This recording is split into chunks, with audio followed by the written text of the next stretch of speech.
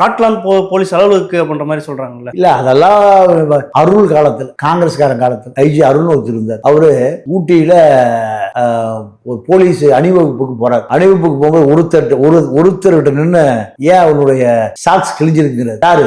IG. இன்னைக்கு மாதிரி DGP IG தான். அவன் மிரண்டு போய், ஆமாயா 2 செட்டு தான் கொடுத்தாங்க, 2 மாத்தி மாத்தி போட்டு துவைச்சு கிழிஞ்சு போச்சுங்கிறார். அவர் எப்படி கிழிஞ்சிருக்கு கண்டுபிடிச்சாரு? அந்த குளிர்ல காலு ஆடுது, மீதெல்லாம் ஸ்டிப் பண்ணிக்கிறான். அப்போ சாக்ஸ் கிழிஞ்சிருக்குன்னு அர்த்தம், குளிர் உள்ள போகுதுன்னு அர்த்தம். அதுதான் ஸ்காட்லாந்து யார்டு. கள்ளநோட்டு கிருஷ்ணன் வீட்டுல போய் ஒரு காது கேட்காத ஒரு காவல்துறை அதிகாரி அனுப்பி, வேலைக்காரன் அனுப்பி, புல்லு வெட்ட போய் கள்ளநோட்டு கிருஷ்ணன் கதையை முடிச்சார். யாரு? ஐஜி அருள். நீங்க அப்படி ஆளா இருப்பாங்களா? கள்ளநோட்டுக்காரனோட கம்பெனி பார்ட்னர் ஓட்டுப்பானுங்க. கள்ளநோட்டு அடித்தா அவரோட பார்ட்னர் இன்னைக்கெல்லாம். காமராஜர் காலத்துல, காங்கிரஸ் காலத்துல ஒண்ணு கவர்னர் வச்சிருப்பாரு, இன்னொரு காரு ஐஜி வச்சிருப்பாரு. ஐஜி கார் வந்தா டிராபிக் நிறுத்தி சைட் அடிச்சு விட்டுருவாங்க.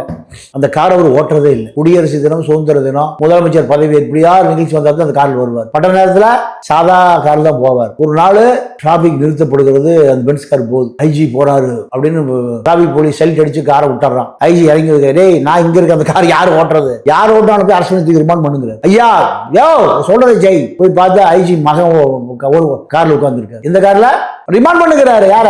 ஐஜி மகனை. அவருதான் அருள். இப்ப அப்படி கிடையாது. இப்போ பென்ஸ்கார வீட்டுக்கு கூட்டிட்டு போய் சின்ன வீட்டுக்கு ஓடிட்டு இருக்குது.